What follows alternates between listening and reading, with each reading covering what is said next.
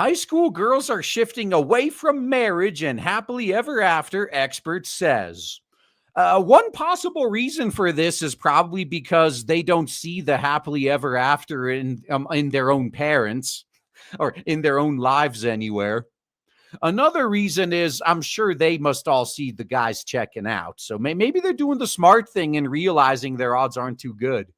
A growing number of high school girls are losing interest in marriage, according to a new Pew Research Center analysis. Oh, maybe they're actually okay just being friends with benefits. Most guys are fine with that, too. One marriage expert says changing messages from Hollywood and parents could be a factor. I don't think a lot of these messages are intentional, though. Like, how likely are you to want to try the marriage thing if you come from a divorced, like especially a multi-divorce household? That's going to color your opinion on some things. We've changed the stories we tell our young people, said J.P. DeGance, founder president of the marriage ministry Communio, in an interview with Fox News Digital, and that's changed their imagination of what the future might look like. No, I agree with that. So as the stories we tell young people shift to strong, empowered girl boss that don't need no man, a lot of these young girls are going to try to pursue that path. That's the first step towards what we talk about on this channel a lot, like all of those older women that realize they made a mistake. Like when they hit 50, now suddenly they just want to settle down and have a family long after it's way too late.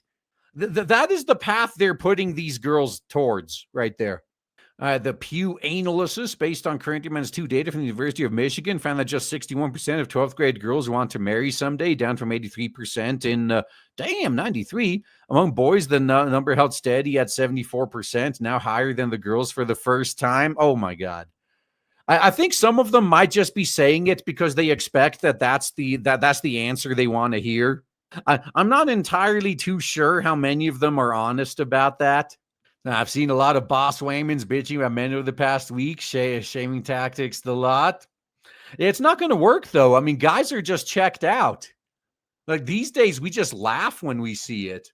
The poll also found fewer high school boys and girls expect to have children if they marry someday. In current year -2, 48% of 12th graders said it was very likely they want to have kids, but it's 64% in 93.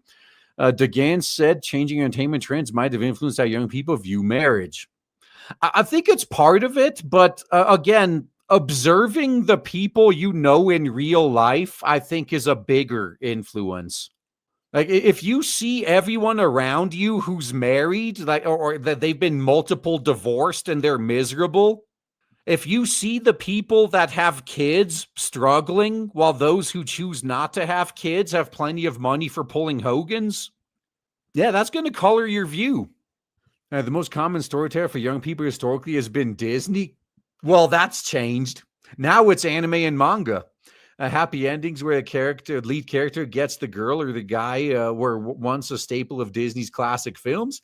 That theme dominated through the 90s, but began to shift after Tarzan, he said, noting that later films such as Tangled were exceptions to this pattern. Yeah, so there was sabotage is what you're getting at. Yeah, marry a robo-waifu. Now, I think 2D waifus are good enough. I think it's fine. Since then, DeGance argued traditional happily ever after ending has been replaced by stories focused on independence and self-discovery. Yeah, they can pretend to be independent. They can play independent all they want while they're actually effectively married to the government. And then eventually they're going to hit the wall, and even if they want to have a family, now it's too late for them. Then they're going to write articles about it, and all the younger women are going to go, whatever, grandma. It'll work for me. One recent example of this was current year's live-action Snow White remake, which does away with the prince character and downplays the love angle from the original animated film. Well, that movie also didn't do very well, so it's not like anyone's watching it, so how could they be influenced by it? Another key factor DeGance believes is how parents discuss marriage with their childrens. Oh, no, better yet, how about what parents show of marriage to their childrens? As a father of 8 who has been married for 22 years, he said many parents now emphasize independence, indoctrination, and career above all else, unintentionally sending the message that their personal success should come before family life. Now, this is true. This is absolutely true. And I think a lot of it is maybe these girls' mothers regretted getting married so early. Like they wanted to sleep around and have a career first. So they pushed their daughters into living the lifestyle they didn't have, only for their daughters to find out later, yeah, maybe the lifestyle mom had would have been better than the one she pushed on me. That, he argued, has turned marriage from something people once built their adult lives around into something they pursue only after achieving success. That's been the case for men for a while, though. Now it's just that, this is, again, a common theme on this channel. One of the main problems women are having now is they're going through life with the mindset of a man, and it doesn't work the same, okay? And they always find that out the hard way long after it's too late. And nobody's actually independent in life, he added. We need to help our young people know healthy ways to discern who to depend on. While career and financial independence are valuable goals, DeGan said they don't necessarily lead to the greatest amounts of human happiness. As we've seen multiple times, like when people quit high-paying, stressful jobs and they just downgrade their life and actually everything improves for them. Now, there's an overwhelming body of data now that the happiest people in the country are married people and married people with kids, he said. Yeah, that data is bogus, though. And the reasons for it are very simple. Because they lump all single people together and divorced people. Yeah, so married people who are still married, all count as one group. The other group is people who are single by choice and happy. People who are divorced and thus unhappy. People like incels who are unhappy. Like all of them are lumped into one group, and there's way more unhappy single people for various reasons.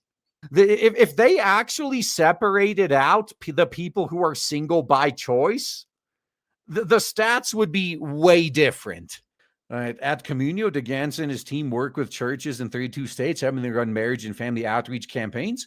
He said churches, parents, and community leaders should work to correct misleading narratives, such as often cited to claim that half of marriages end in divorce. Yeah, isn't it over half? Actually, no, this, to be fair, this number might actually be dropping. As less people get married in general, the number of marriages that end in divorce might actually be going down as a percentage. Just simply because less people are getting married. Yeah, that's something we might need to look into. Like there might be something there. Now, there's a lot of good news about marriage that people just don't know, and our young people don't know. It's incumbent on parents, churches, and our thought leader elite to actually get with the science and stop giving bad facts to our young people. How did that work out for Crowder? Like, seriously, there was a time when Crowder would have been the one parroting all these talking points. What do you think is the likelihood of him parroting these talking points now? DeGans emphasized that marriage should not be entered into lightly, saying that men and women should use discernment when deciding whether a partner is right for them. Pick the right one, guys. There are ways to avoid a terrible marriage. You need to teach our young people how to do that well. You got to teach women that they're going to have to sacrifice some things too. DeGan's messages echo broader research from the Institute of Family Studies on marriage and happiness, found that strong marriage is a top predictor of happiness for both men and women. Yeah, I don't need to repeat myself. Why don't you stop lumping all non-married people into the same group? Because a large chunk of them are divorcees who are now miserable. But that's besides the point. I don't think they're ever going to stop. Don't fall for it, basically.